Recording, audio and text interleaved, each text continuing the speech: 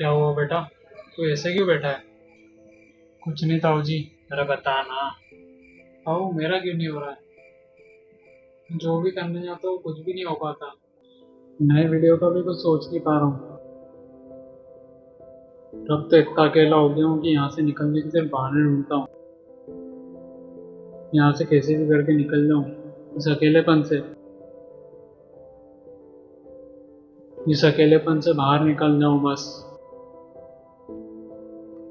बड़ा एक बात कहूँ, रास्ते में आने वाली कठिनाई लगती जरूर पहाड़ की तरह है, मगर होती नहीं। बेटा जीवन में एक बात याद रखना, हर एक बुरे समय के बाद एक अच्छा समय आता है, और हर एक रात के बाद एक नया सवेरा होता है।